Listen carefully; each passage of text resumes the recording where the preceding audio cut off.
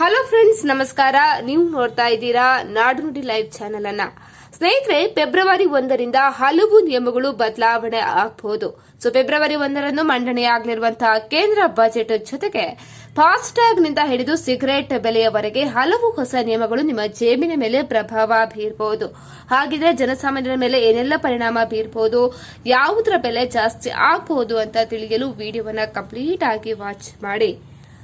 February 1, 2026 ಭಾನುವಾರದಂದು ಕೇಂದ್ರ ಹಣಕಾಸು ಸಚಿವೆ ನಿರ್ಮಲಾ ಸೀತಾರಾಮನ್ ಅವರು ಸತತ 9ನೇ ಬಾರಿಗೆ ಕೇಂದ್ರ ಬಜೆಟ್ ಅನ್ನು ಮಂಡನೆ ಮಾಡಲಿದ್ದಾರೆ. ಭಾರತೀಯ ರಾಷ್ಟೀಯ ಹೆದ್ದಾರಿ ಪ್ರಾಧಿಕಾರ ವಾಹನ ಮಾಲೀಕರಿಗೆ ದೊಡ್ಡ ರಿಲೀಫ್ ನೀಡಲಿದೆ ಅಂತ ಹೇಳಲಾಗ್ತಾ ಇದೆ.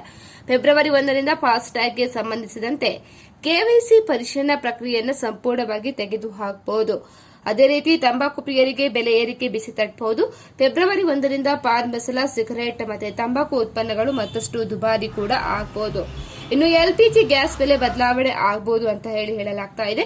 ಪ್ರತಿ ತಿಂಗಳ ಮೊದಲ ದಿನದಂತೆ ಫೆಬ್ರವರಿ 1ರಂದು ತೈಲ ಕಂಪನಿಗಳು ಅಡುಗೆ ಅನಿಲದ ಬೆಲೆಯನ್ನ ಪರಿಷ್ಕರಣೆ ಮಾಡಲಿವೆ. ಬಜೆಟ್ ಇರುವುದರಿಂದ ಗೃಹಬಳಕೆಯ ಸಿಲಿಂಡರ್ ಬೆಲೆಯಲ್ಲಿ ಇಳಿಕೆ ಆಗ್ತದೆ ಅಂತ ಹೇಳಿ ಕೆಲವರು ಹೇಳ್ತಾ ಇದ್ದಾರೆ. ಸ್ನೇಹಿತರೆ, ಮಾಹಿತಿ ಇಷ್ಟ ಆದಲ್ಲಿ ವಿಡಿಯೋಗೊಂದು ಲೈಕ್ ಅನ್ನು ಕೊಡಿ. ಅದೇ ರೀತಿ ನಮ್ಮ ಚಾನೆಲ್ ಅನ್ನು ಕೂಡ ನೀವು ಸಬ್ಸ್ಕ್ರೈಬ್ ಮಾಡ್ಕೊಳ್ಳಿ.